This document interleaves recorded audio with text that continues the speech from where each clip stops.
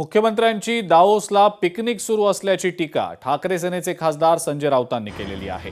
दावोसला जाऊन खरंच गुंतवणूक येते का असा सवाल देखील त्यांनी विचारलाय। दावोसमधील परिषद हास्यास्पद असल्याचं राऊत म्हणतायत। संजय राऊतांच्या टीकेनंतर भाजपचे माध्यम प्रमुख नवनाथ बन यांनी त्यांना प्रत्युत्तर दिलंय। पाहूया। मंत्री मेयरच्या इलेक्शनमध्ये लक्ष घालतील। स्वित्झर्लंड मधला डावोस मधला जी औद्योगिक कॉन्फरन्स आहे ती अत्यंत हास्यास्पद ठरते, विशेषतः भारताच्या दृष्टीने। अनेक राज्यांचे मुख्यमंत्री तिकडे जातात आणि तिकडे भेटेगाठी होतात, देशात नाही भेटत एकमेकांना। की भारताचं जगामध्ये हसं होतं अशा प्रकारे। आकडे कशाला फुगवून सांगताय? ज्या गोष्टी तुम्ही मुंबईत बसून करू शकताय त्यासाठी अशा प्रकारे पंचतारांकित पिकनिक करण्याची गरज नाही। दावोस हे काय अलिबाग नाहीये। अलिबागच्या बंगल्यात जाऊन कोण कशा पद्धतीनं रासलीला करतं आणि कशा पद्धतीनं पिकनिक बघतंय संजय राऊत हे महाराष्ट्राला माहित आहे। 13 लाख रोजगार निर्मिती या गुंतवणुकीच्या माध्यमातून होतंय।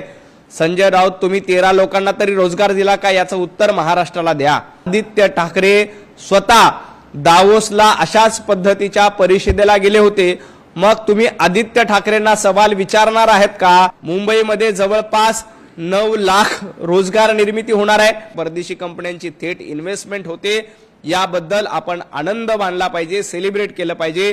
परंतु दुर्दैवानं जनाब संजय राऊत यांच्या पोटामध्ये सातत्यानं दुखत असतं। अमृता फडणवीस यांनी सुद्धा संजय राऊतांना टोला लगावलाय।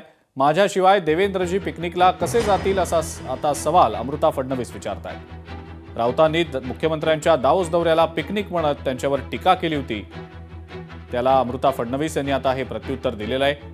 शिवाय मुंबईचा महापौर मराठी होईल आणि महायुतीचाच होईल असा विश्वास सुद्धा अमृता फडणवीस यांनी व्यक्त केला आहे।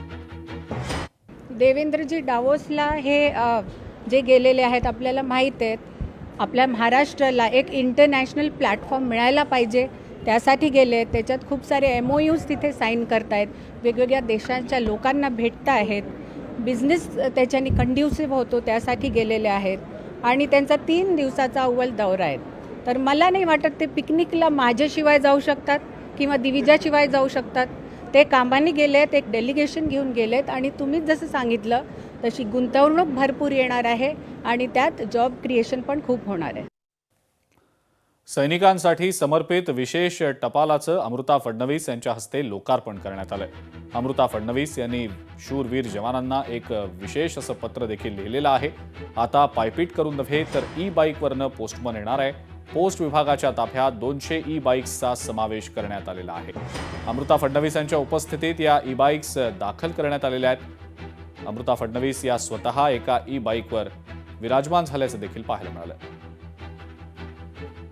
जय श्रीराम। आज खूप छान वाटतंय। देवेंद्रजी तर दरवेळेस येतात तुमच्याकडे, आता ते देशप्रेमापायी राष्ट्रसेवेसाठी दावोसमध्ये आहेत, तर मी इथे आलेली आहे आणि त्यांना रिप्रेझेंट करते आज। पण तुम्हाला सर्वांना भेटून खूप छान वाटलं। असं वाटलं की हो, आपला देश करेक्ट राईट लोकांच्या हातात आहे, ऑनेस्ट लोकांच्या हातात आहे आणि इथनंच आपल्याला खूप पुढे जायचंय। लोकशाही मराठी ऐका, पहा, जागरूक रहा।